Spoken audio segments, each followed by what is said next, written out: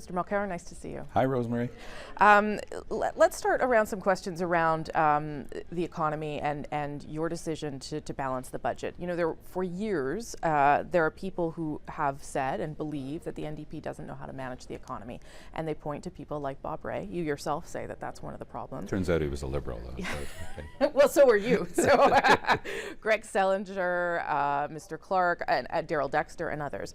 So how much did that sort of track record of NDP governments, some of those NDP governments struggling to manage the economy, influence your decision to promise a balanced budget? Well, we can have a lot of discussions and opinions about that, but there's actually an objective study that was done by the Federal Finance Department that showed that the NDP governments are the ones of all parties in Canada that have the best track record for maintaining balanced budgets. My choice for the economy is to, unless you're in extraordinary times like the 2008 crash, which of course required stimulus spending, is to try to balance the budgets. And it's easy to understand why. It's a tradition in the NDP, as I just pointed out, but look at what it means.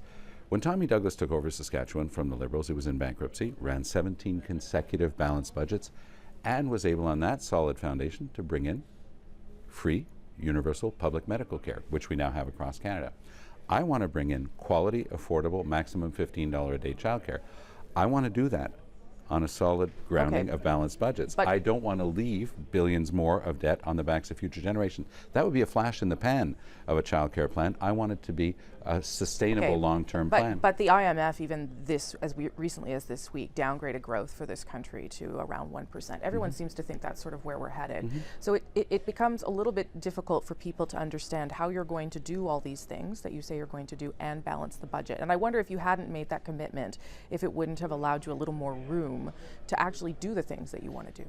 You know, Rosemary, we've known each other for a long time, going back to when I was in Quebec City. I've been a cabinet minister. I know what it is to sit around the cabinet table, make tough decisions, and I also know that governing is about setting priorities. So what we've done here is we've said our priorities are not the same as Stephen Harper's. For example, he and Mr. Trudeau have agreed that tens of billions of dollars of tax reductions to Canada's richest corporations is the way to go. I'm going to ask those corporations to pay 2% more, go from the current 15 up to 17. That'll help pay for the things that we're talking about. It's fully costed. All the numbers are there. You can look at it, whether it's on the revenue side, on the expense side. People get to see. We're going to get rid of Mr. Harper's plan for what he's calling income splitting. That will also produce billions of dollars that allows us to do the good things that we consider a priority. But a lot of your things are back-end loaded. I think that's fair to say. A lot of the things don't get started until 3 years into your government because you don't actually have the money to do it. I don't think that that's a fair assessment. I think that when we rolled out your daycare plan, for instance, it won't be off the ground anytime soon. Let's take the daycare plan as a perfect, for instance. When we rolled out that plan a year ago, we had Canada's top expert on daycare there, Martha Friendly. We had Canada's top expert economist on childcare, Pierre Fortin, who were both backing our plan. The money starts to flow right away. The places start to get created right away. I sit down with the provinces and territories. We provide 60% of the funding. As I've gone across Canada and listened to families, the number one thing that I've heard, Rosemary, is that they do want quality, affordable childcare, but they also want family-sustaining jobs, a job with enough of a salary for a family to live on. We've lost 400,000 manufacturing jobs under Mr. Harper, good jobs, and now he's proposing to kill off tens of thousands of more with his Trans-Pacific Partnership. Okay, well, we can get I'm the only leader standing up against that. Mr. Harper and Mr. Trudeau agree on that as well. I'm happy to get into that, but let me ask you more bluntly then. Was there any option for could an NDP government in any way have promised a deficit? Or is your reputation, an NDP's economic reputation, so weak that wasn't even on the table? You had no choice but to promise a balanced budget. One of the reasons I was chosen to be leader of the NDP is that I have 35 years experience in public administration, both at the most senior levels of government and as an elected official. And when I explained my position to the party that we have to be good, prudent public administrators if we aspire to form a government, the party and the membership agreed with me. So that was you pushing that idea? It was something that I've always believed in, and I don't believe that we can do these things on the backs of future generations. I think that as a social democrat, the number one thing that I have to do, I firmly believe, is to reduce inequality in our society and at the same time to create opportunity. Mr. Trudeau is proposing to spend tens of billions on the backs of future generations. The biggest inequality... Well, he's also promising to tax the richest Canadians and give that money back to the middle class. To be fair, that's also part of what he's putting on offer. The biggest inequality in our society today is between generations.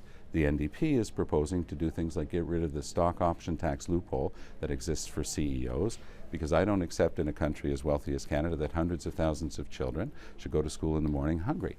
That money, $500 million, will be paid over to that, and I made that announcement at the Broadband Institute. But you're right, Mr. Trudeau is proposing personal tax increases. I am opposed to that. To the 1%, to the richest of Canadians. I am opposed to raising personal income taxes in Canada. I believe even for the richest of Canadians? I am opposed to raising personal income taxes in Canada, firmly opposed to it. And I believe that the tax breaks, the tens of billions of dollars, $50 billion in total, that have been given as tax breaks to Canada's wealthiest corporations are what we should be going after. Mr. Trudeau will not ask the wealthiest corporations to pay more. I will. I'm going to raise their taxes from 15% to 17%, which remains below the average that it was under the Conservatives. But here you are talking about your concerns about job losses around the TPP, and you're going to raise corporate taxes, which, as you well know, there are economists that think that that's going to translate into 150,000, 200,000 job losses. So that's how is absolutely false, and no credible. That's one interpretation. There's no credible evidence of that, and I'll tell you why. If those corporate tax reductions were going to be good for jobs, we wouldn't have 300,000 more unemployed today than when the crisis hit in 2008. We wouldn't have lost 400,000 well-paid manufacturing jobs. That plan's a failure. Stephen Harper, as Prime Minister, has the worst job creation record since the Second World War. That's not a matter of opinion. That's a matter of fact. Okay, let's change gears a little bit. There's been a lot of talk about identity politics during this election. Do you think that this election could be won or lost because of a face covering? Mr. Harper used taxpayers' money to run a poll out of the Treasury Board sometime in the spring that showed that this was a particularly hot issue for a lot of Canadians. And he's been playing that. He's been putting the race card on the table in this campaign. He has one of his candidates who was a backbencher with him who said that the problem in Canada is that brown people are taking white people's jobs. He has another one who said that Muslim women should get the hell back where they came from. He's signing off on their candidacies, Rosemary. I'll let him live with that. I know that the Canada that I want to live in is one where I've always tried to build bridges to other linguistic communities, other religious communities, other ethnic communities. That's the Canada I want to leave to my children and grandchildren. Mr. Harper is painting a much different picture, but it's better to distract from the fact that we're the only country in the world to have withdrawn from Kyoto, that we've lost 400,000 good manufacturing jobs, that he's cutting $36 billion from healthcare. But this is not a made-up issue. This is an actual issue. Your former party, the Quebec Liberal Party, has drafted legislation to prevent people from wearing face coverings in the civil service. This is an issue that is present, dominant in the province that you know best, where you have the most support. So I guess the question is, what does it say about Canada if this has become a part of the conversation during the election campaign? I disagree with you, respectfully. I think it is a made-up issue with regard to Mr. Harper saying this week that he was going to ban that face covering in the federal civil service, because, as you know, there's not a single person in the whole entire federal civil service that wears that face covering. So I respectfully say yes, but there is draft legislation in Quebec that's moving in that direction, right? So I don't see what that has to do with this federal campaign. This federal campaign is about defeating and replacing Stephen Harper. It's harder to get a family doctor in this country right now. We want to change that. Child care for an infant in Toronto costs $2,000 a month. We want to make sure that they have affordable I guess my quality point childcare. is, Mr. Mulcair, did you misread the way Quebecers feel about this issue? Quebecers know me well, and I've worked here almost all my career. And you know what? Quebecers know I'm a person who stands on questions of principle. I refused to transfer land in a provincial park to private developers for condos, and I left cabinet on that question of principle. When I chaired the Quebec Professions Board, I took on the very powerful president of the Quebec College of Physicians and Surgeons for his failure to deal with the real issue of sexual misconduct by doctors. So this is the person that I am. The courts have ruled in this case, and I've been saying the same thing. Once the courts have ruled, it's no longer a question of what you like or what you don't like. I understand it's sensitive. I understand people find it surprising and makes them uncomfortable.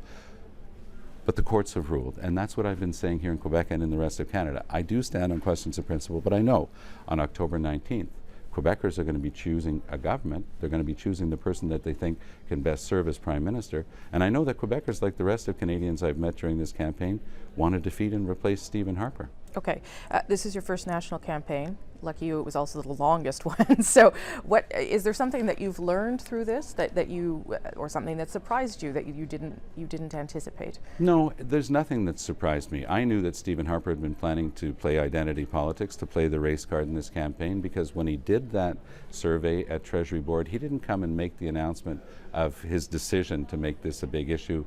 He didn't go to Calgary or Toronto to make that announcement. He went to Victoriaville. So I decoded right away that this was going to be an ugly campaign where Mr. Harper was going to be playing racial politics, and I saw that coming. But at the same time, I said to myself, I have confidence that in their heart of hearts, Quebecers know that being good to each other and respectful of others' differences, whether they be religious, cultural, or linguistic, is the proper way to build for the future. And I have every confidence that that will be the case on October 19th. You've talked in the past that you have opened the door to working with the Liberal Party and that it's been shut every time. What policies, what areas would there be room to get along? It's true that in 2008, Jack Layton proposed a formal coalition agreement. We were in the middle of the worst economic crisis since the 1930s. I helped draft that agreement and negotiate it, but as you recall, that's also part of history.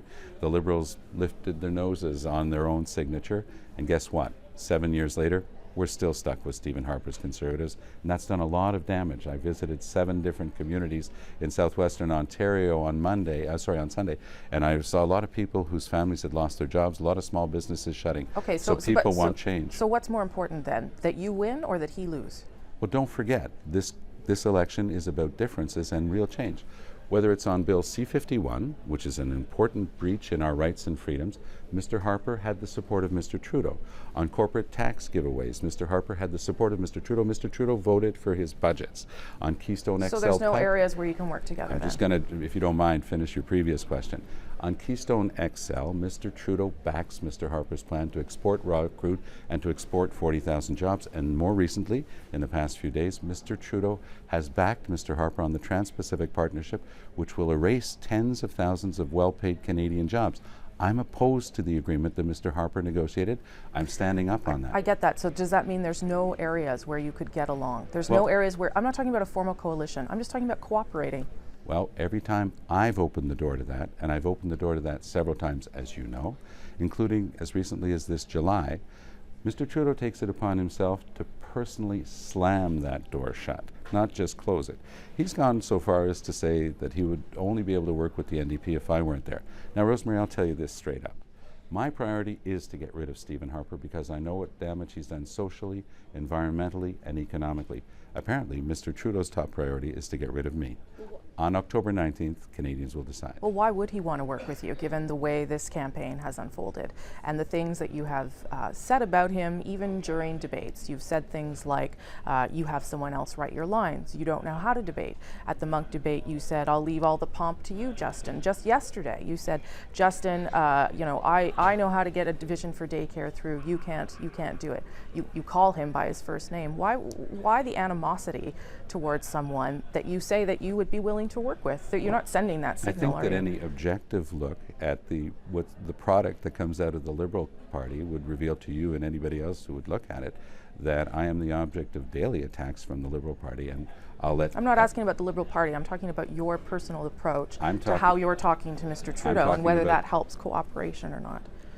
I'm talking about the Liberal Party and what it's been doing and saying about me personally in this campaign. With regard to the Monk debate, I believe that it was Mr. Trudeau who used the word pomp to me, and I sent it back to him. If you find that the problem, maybe we should start with the person who used the term first. With regard to childcare, what I did say, and it was nothing personal, Rosemary, anybody reading that will agree with me, I said it's not because the Liberals couldn't get it done that it can't be done. And I called on Mr. Trudeau to stop talking against childcare because the Canadians that I meet across the country want quality, affordable $15 a day childcare that the NDP is proposing.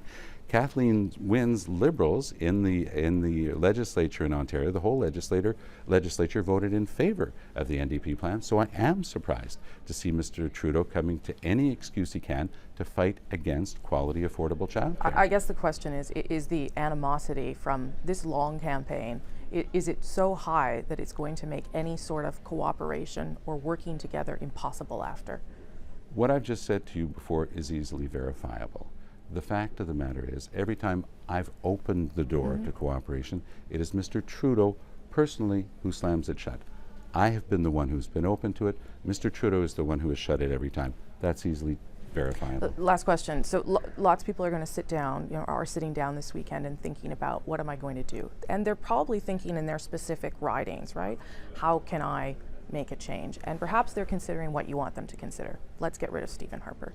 So why should they consider your party over the Liberal Party in order to make that happen? What's your last pitch to them as they buckle down here? If you want real change on October 19th, only the NDP is offering real change. On Bill C-51, on Keystone, on the Trans-Pacific Partnership, on corporate tax giveaways, Mr. Harper and Mr. Trudeau are of one mind. The NDP stands foursquare against Bill C-51. We'll repeal it. We're against Mr. Harper's negotiated TPP. We would never bring that one to Parliament. We'll try to get a better deal. We don't want Canadian families to be hurt.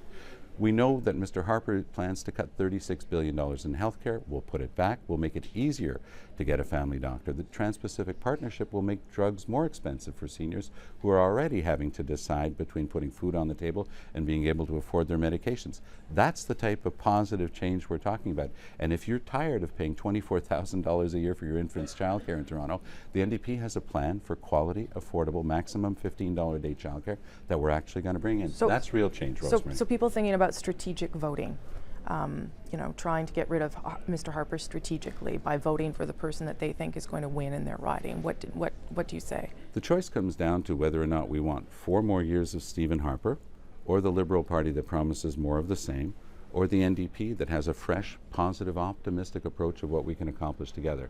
Here in Quebec in 2011, we got rid of the Bloc Québécois for the first time in a generation by having an open, positive approach. For the first time in a generation, Quebecers voted for a Federalist Party. We're very proud of that. It's that type of optimistic, positive approach of what we can accomplish together that we're bringing to this campaign. I'd love nothing more than to have progressives from British Columbia get together with progressives from Ontario and from Quebec and other provinces to work together to make this a better place for families, better place for the environment, better place for jobs, better place for healthcare. That's the offer the NDP has on the table. It's real change, it's positive change, and it's change that's been fully costed, and it's going to be brought in by a team that has the ability to put in place a plan to start repairing the damage caused by Stephen Harper. Okay, we're going to leave it there, Mr. Mulcair. Enjoy the last week. Thanks, Rosemary. Thank you.